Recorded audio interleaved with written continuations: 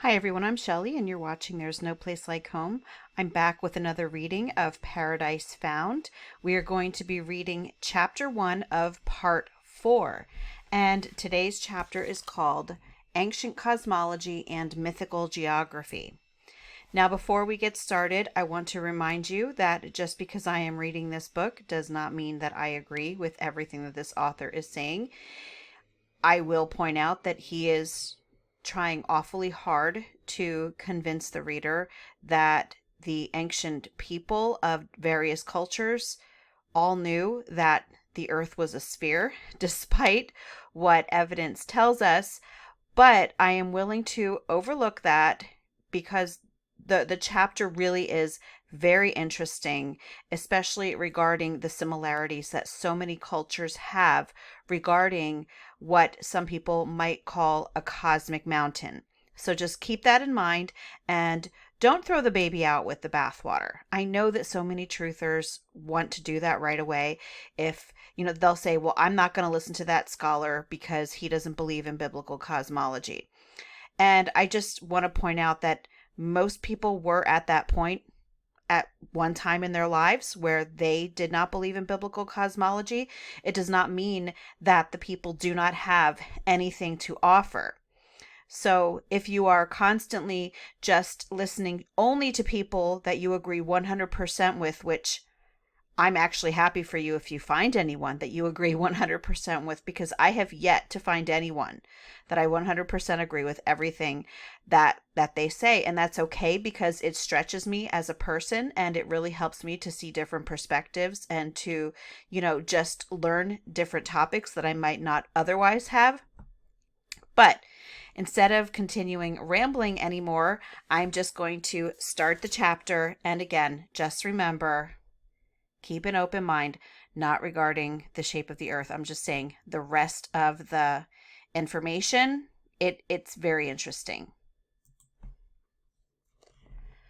Not enough credit has been given to the ancient astronomers. For instance, Mir is no time within the scope of history when it was not known that the earth is a sphere, and that the direction down at different points is toward the same point at the earth's center. Current teaching in the textbooks as to the knowledge of astronomy by the ancients is at fault. And that's Simon Newcomb, LL.D.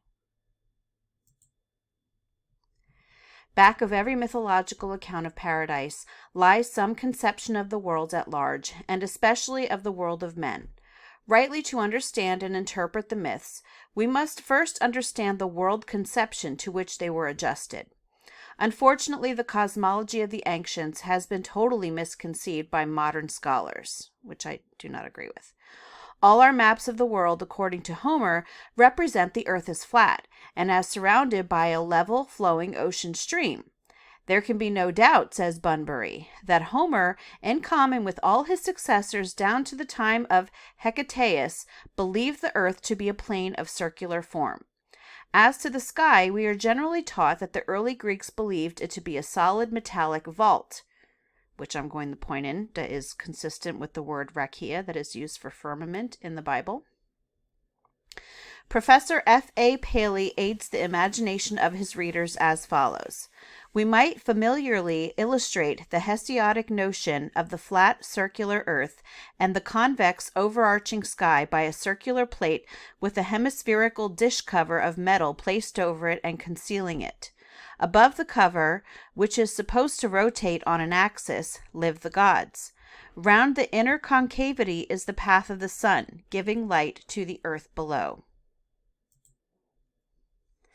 That all writers upon Greek mythology, including even the latest, should proceed upon the same assumptions as the professed Homeric interpreters and geographers building upon their foundations is only natural. And that the current conceptions of the cosmology of the ancient Greeks should profoundly affect current interpretations of the cosmological and geographical data of other ancient peoples is also precisely what the history and interrelationships of modern archaeological studies would lead one to expect. It is not surprising, therefore, that the earth of the ancient Hebrews, Egyptians, Indo-Aryans, and other ancient peoples have been assumed to correspond to the supposed flat earth of the Greeks. A protracted study of the subject has convinced the present writer that this modern assumption as to the form of the Homeric earth is entirely baseless and misleading. He has furthermore satisfied himself that the Egyptians, Acadians, Assyrians, Babylonians, Phoenicians, Hebrews, Greeks, Iranians, Indo-Aryans, Chinese, Japanese, in fine, all the most ancient historic peoples, possessed in their earliest traceable periods a cosmology essentially identical and one of a far more advanced type than has been attributed to them. The purpose of this chapter is to set forth and illustrate this oldest known conception of the universe and of its parts.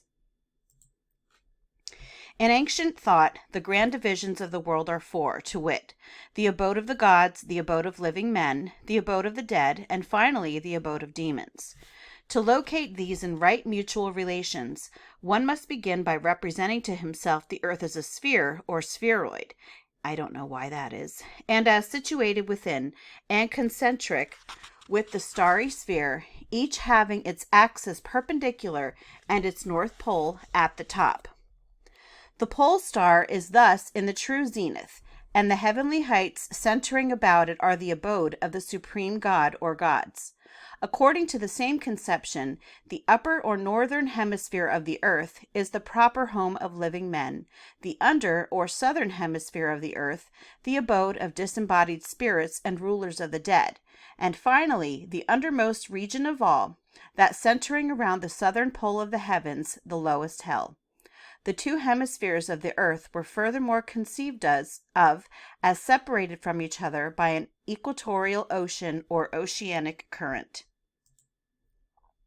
To illustrate this conception of the world, let the two circles of the diagram which constitutes the frontispiece of this work represent respectively the earth's sphere and the outermost of the revolving starry spheres. A is the north pole of the heavens, and just bear with me because there's actually no diagram here, so I'm really not sure what diagram it's referring to. A is the north pole of the heavens, so is placed as to be in the zenith. B is the south pole of the heavens in the nadir. The line AB is the axis of the apparent revolution of the starry heavens in a perpendicular position. C is the north pole of the earth, D its south pole. The line CD, the axis of the earth in perpendicular position and coincident with the corresponding portion of the axis of the starry heavens. The space 1111 is the abode of the supreme god or gods. 2, Europe. 3, Asia. 4, Libya, or the known portion of Africa. 555, the ocean or ocean stream.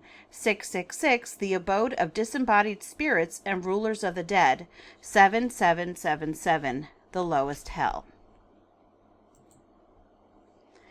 Now, to make this key a graphic illustration of Homeric cosmology, it is only necessary to write in place of 1111, lofty Olympus, in place of 555, the ocean stream, in place of 666, house of Hades, and in place of 7777, gloomy Tartarus.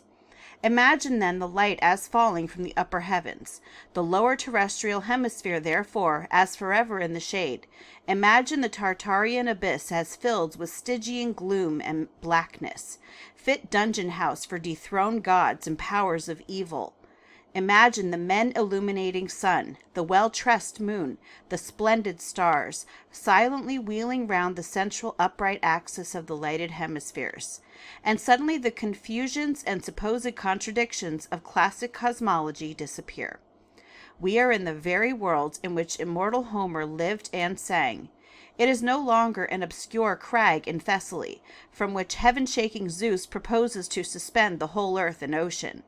The eye measures for itself the 9 days' fall of Hesiod's brazen anvil from heaven to earth, from earth to Tartarus. The Hyperboreans are now a possibility. Now a descensus ad inferos can be made by voyagers in the black ship. Unnumbered commentators upon Homer have professed their despair of ever being able to harmonize the passages in which Hades is represented as beyond the ocean with those in which it is represented as subterranean. Conceive of man's dwelling place, of Hades, and the ocean, as in this key, and the notable difficulty instantaneously vanishes. Interpreters of the Odyssey have found it impossible to understand how the westward and northward sailing voyager could suddenly be found in waters and amid islands unequivocally associated with the east. The present key explains it perfectly, showing what no one seems heretofore to have suspected, that the voyage of Odysseus is a poetical account of an imaginary circumnavigation of the mythical earth in the upper or northern hemisphere, including a trip to the southern or under hemisphere and a visit to the North Pole. I'm just going to interject here that circumnavigation is also possible on a level plane, a circular level plane. Continuing on. In this cosmological conception, the upright axis of the world is often poetically conceived of as a majestic pillar, supporting the heavens and furnishing the pivot on which they revolve.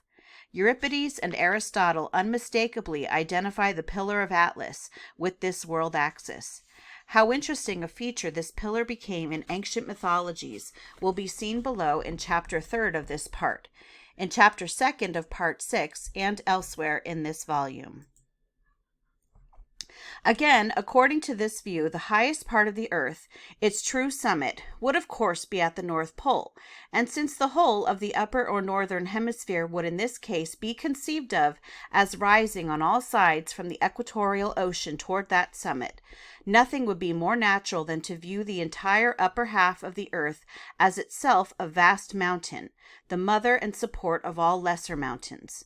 Moreover, as the abode of the supreme god or gods was thought to be directly over this summit of the earth, it would be extremely easy for the imagination to carry the summit of so stupendous a mountain into and far above the clouds, and even to extend it to such a height that the gods of heaven might be conceived of as having their abode upon its top. This is precisely what came to pass, and hence in the cosmology of the ancient Egyptians, Acadians, Assyrians, Babylonians, Persians, Indians, Chinese, and others we find under various names, but always easily recognizable, this Weltberg, or mountain of the world, situated at the North Pole of the earth, supporting or otherwise connecting with the city of the gods, and serving as the axis around which sun, moon, and stars revolve. Often we also find evidence that the under hemisphere was in like manner conceived of as an inverted mountain, antipodal to the mountain of the gods, and connecting at its apex with the abode of demons. The adjoining figure may illustrate this conception of the earth, the upper protuberance being the mountain of the gods, the lower the inverted mountain of demons. A clear view of the first of these remarkable world mountains is so essential to any right understanding of mythical geography and of the mythical terrestrial paradise that a more extended examination of the subject seems a necessity. Beginning with the Egyptians, we may note this remarkable fact, that notwithstanding his sharing the common and mistaken modern assumption that the Egyptians conceived of the earth as flat, Brugsch, confessedly the foremost authority in ancient Egyptian geography, places the highest and most sacred part of the Egyptians' earth at the north, making the land there to rise until in actual contact with heaven. I'm going to interject here that if this author would conceive of the North Pole actually being at the center of a level earth, he might understand just a little bit better that it does not have to be, so to speak, at the top of the world. He also places at the farthest southern extremity of the earth another lofty mountain, Apentu or Tapentu, literally the horn of the world. Now, while several professed Egyptologists have recently come to the conviction that the earth of the Egyptians was a sphere, No one has brought out the fact that these two heights are two antipodal polar projections of the spherical earth, the upper or celestial one being the mount of the gods, and the lower or infernal one the mount of demons. Of the former, the following passage in the book of Hades may naturally be understood to speak. Draw me, the nocturnal sun, infernal ones. Retreat towards the eastern heavens, toward the dwellings which support Sar, that mysterious mountain that spreads light among the gods, or that I may spread light among the gods, who receive me when I go forth from amongst you, from the retreat. To the inverted infernal mountain seem to apply the expressions in chapter 150 of the Book of the Dead. Oh, the very tall hill in Hades, the heaven rests upon it. There is a snake or dragon upon it. Sati is his name. In another chapter of the same book, a place is spoken of as the inverted precinct, which place is Hades. Moreover, the translator of another text, called the Book of Hades, describes a pendant mountain as a curious feature in the vignette illustrations of the original. This can hardly be anything other than Apentu, the inverted mountain of Hades. The Acadians, who antedated even the most ancient empires of the Tigro-Euphrates Valley, had in like manner a mountain of the world, which was unlike all other mountains in it, that it was a support on which the heavens rested and around which they revolved. It was called Karsak Kura. It was so rich with gold and silver and precious stones as to be dazzling to the sight. An ancient Acadian hymn respecting it uses this language. O mighty mountain of Bel Imkarsak, whose head rivals heaven, whose root is in the holy deep. Among the mountains, like a strong wild bull, it lieth down. Its horn, like the brilliance of the sun, is bright. Like the star of heaven, it is filled with sheen.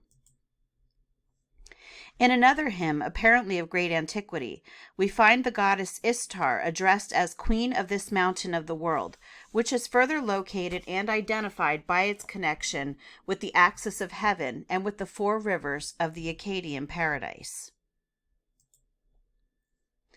Lenormand places this mountain in the north, but sometimes incorrectly in the east or northeast, and makes it the Lieu de l'Assemblée des Deux.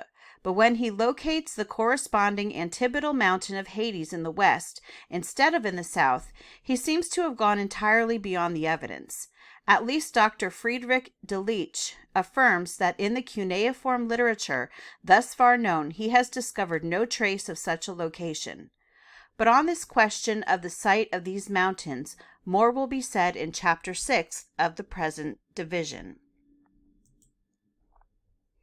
The Assyrians and Babylonians inherited the Acadian conception. One of the titles of the supreme divinity of the Assyrians related to the sacred mount.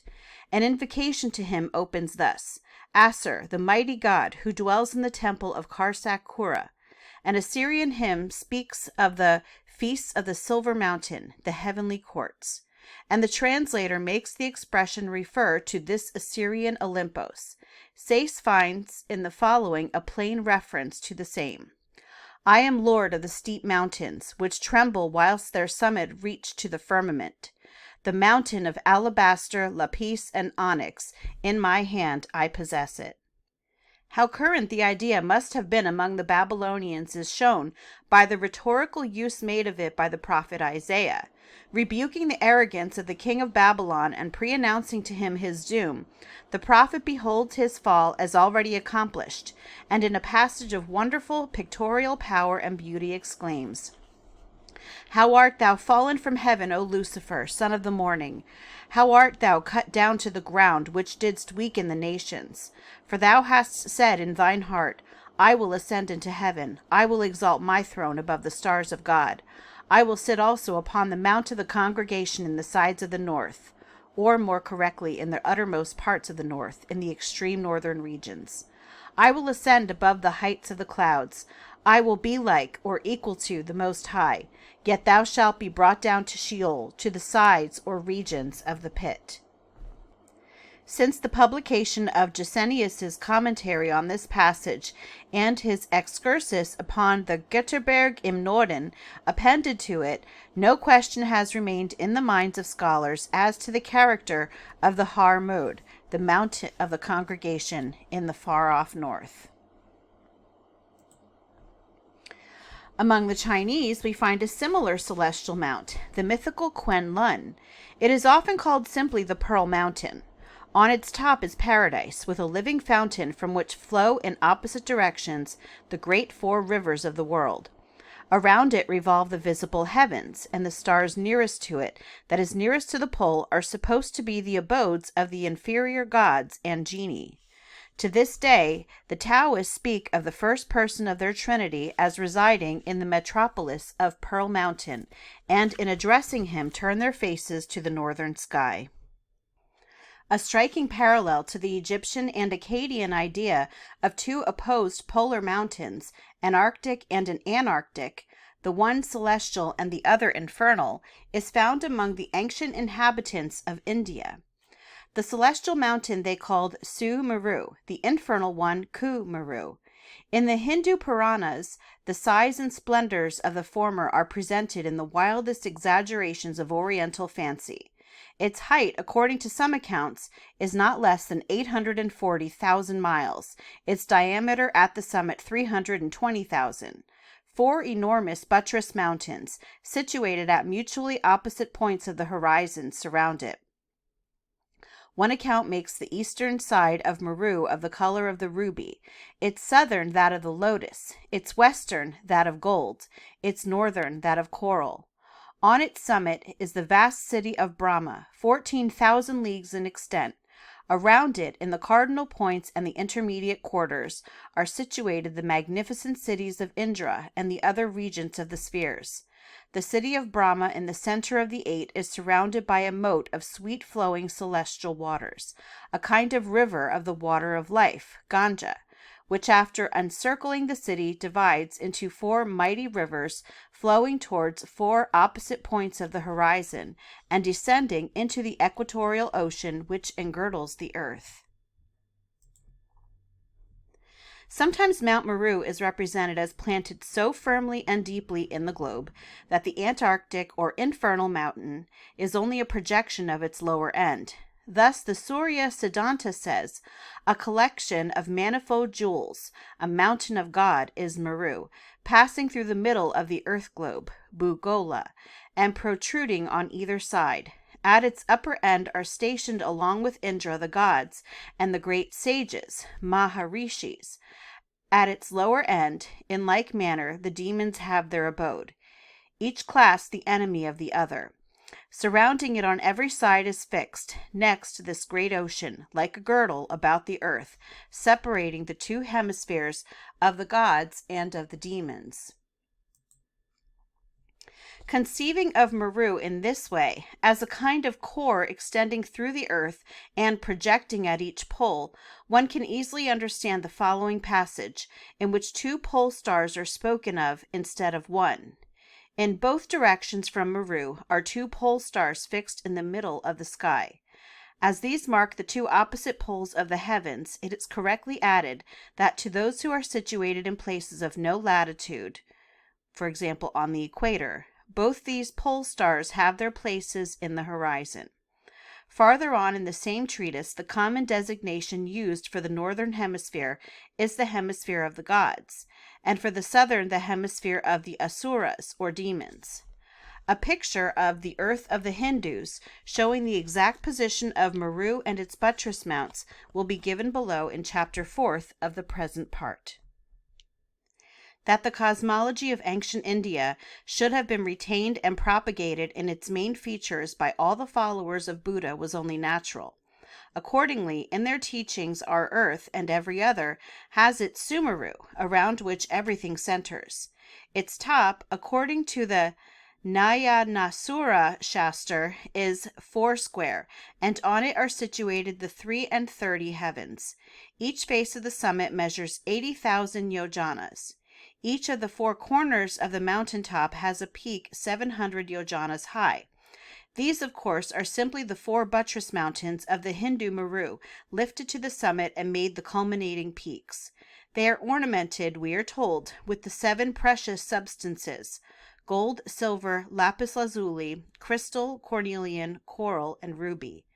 One of the cities on the summit is called Sudarsana, or Bellevue. It is 10,000 yojanas in circuit. The storied gates are 1.5 yojanas high, and there are 1,000 of these gates, fully adorned. Each gate has 500 blue-clad celestial guards, fully armed.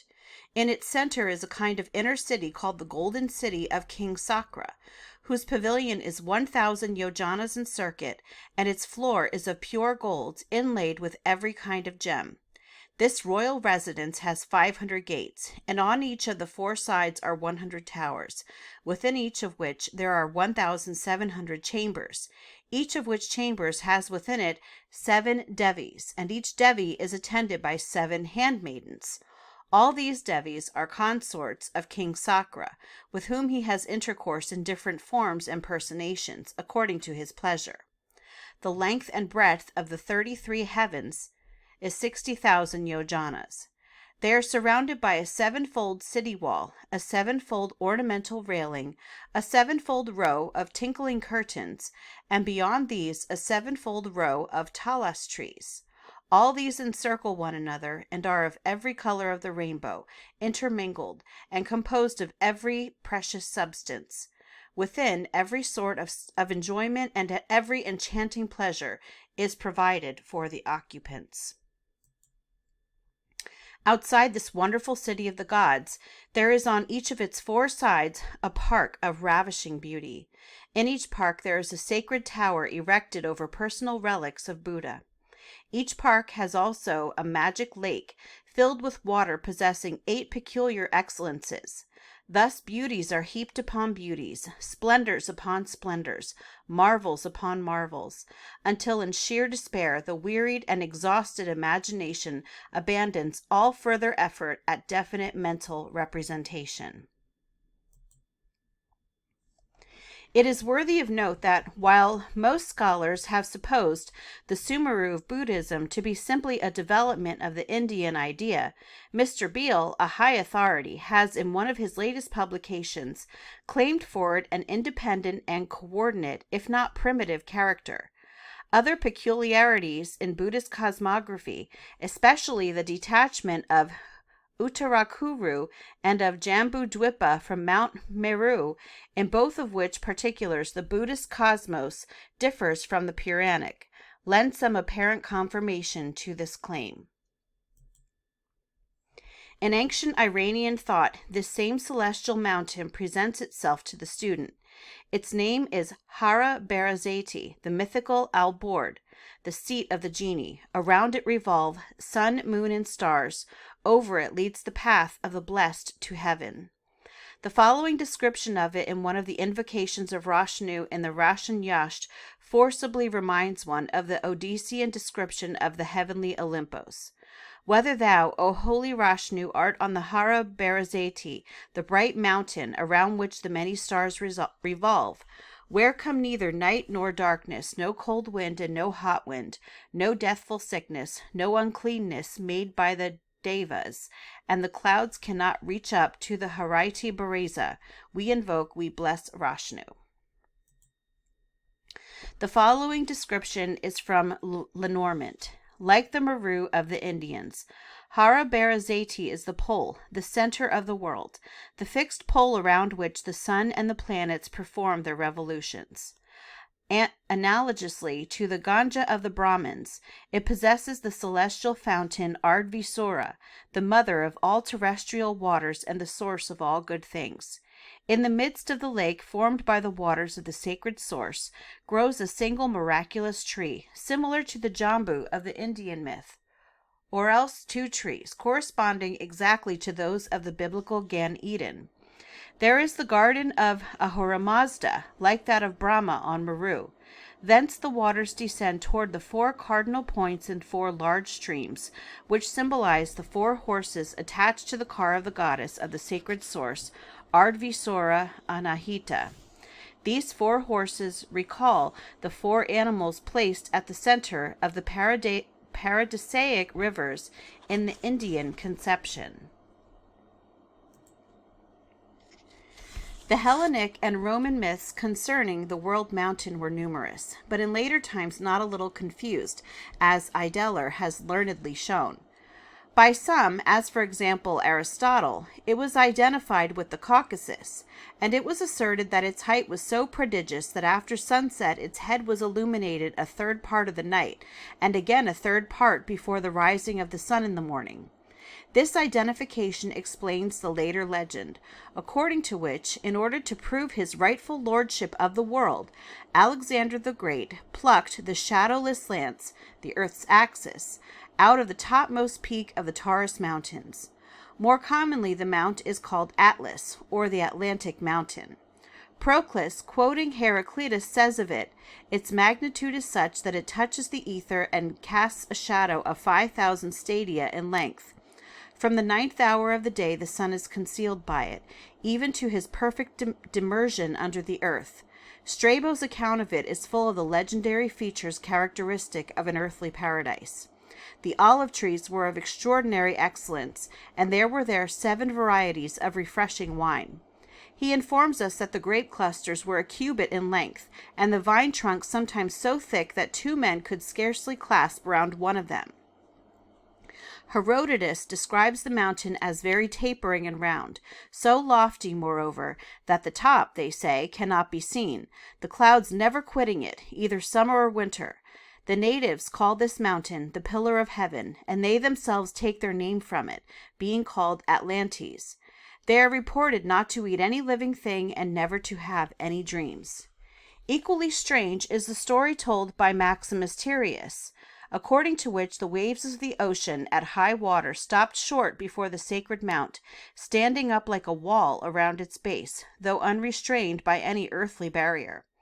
Nothing but the air and the sacred thicket prevent the water from reaching the mountain. According to other ancient legends, a river of milk descended from this marvelous height.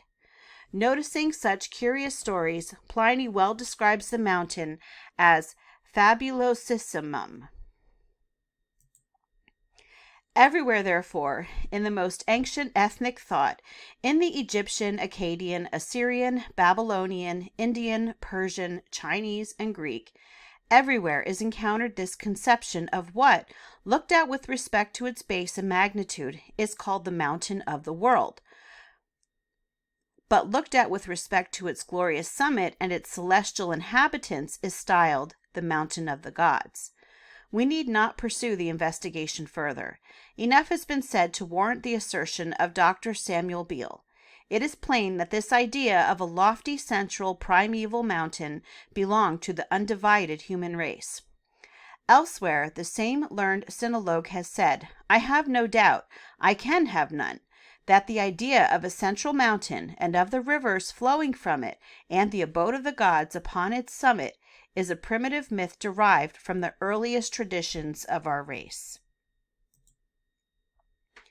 The ideas of the ancients respecting the underworld, that is, the southern hemisphere of the earth beyond the equatorial ocean, are sufficiently set forth in the writer's essay on Homer's Abode of the Dead, printed in the appendix of the present work. In all these studies, one important caution has too often been overlooked. In interpreting the cosmological and geographical references of ancient religious writings, it should never be forgotten that the ideas expressed are often poetical and symbolical, religious ideas, hallowed in sacred song and story. If some thousands of years hence, one of Macaulay's archaeologists of New Zealand were to try to ascertain and set forth the geographical knowledge of the Christian England of today by a study of a few fragments of English hymns of our period, critically examining every expression about a certain wonderful mountain, located sometimes on earth and sometimes in heaven, and bearing the varying name of Sion or Zion, then making a microscopical study of all the references to the strange river, which according to the same text would seem to be variously represented as dark, and as possessed of stormy banks, and as rolling between the singer living in England and the abode of the dead located in Western Asia and called Canaan, a river sometimes addressed and represented as so miraculously discriminating as to know for whom to divide itself, letting them cross over dry-shod. Surely, under such a process of interpretation, even the England of the 19th century would make in geographical science a very sorry showing. Or again, if some Schliemann of a far-off future were to excavate the site of one of the dozen American villages known by the name of Eden, and finding unequivocal monumental evidence that it was thus called, were thereupon to conclude and teach that the Americans of the date of that village believed its site to be the true site of the Eden of sacred history, and that here the race of man originated, this would be a grave mistake. But it would be a mistake precisely similar to many and one which has been committed by our archaeologists in interpreting and reconstructing the geography of the ancients.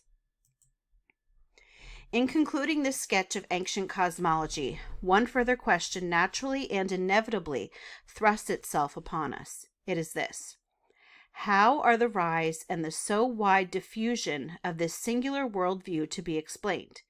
In other words, how came it to pass that the ancestors of the oldest historic races and peoples agreed to regard the North Pole as the true summit of the earth and the circumpolar sky as the true heaven?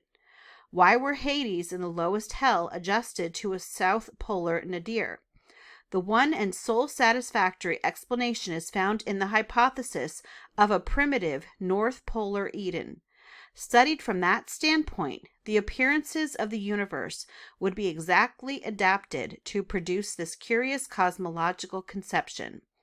Thus, the very system of ancient thought respecting the world betrays the point of view from which the world was first contemplated.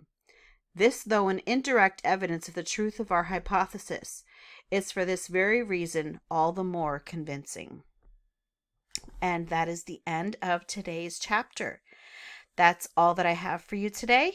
If you like this video, give it a thumbs up. If you haven't subscribed and would like to hear more of what I have to say, I would love if you would do that. If you have any questions or comments, you can leave one either here or over on Instagram. And if you like my work and would like to check out my YouTube membership, I will leave a link in the description box for that, or you can just click on it right on my channel page. And I hope you have a great day.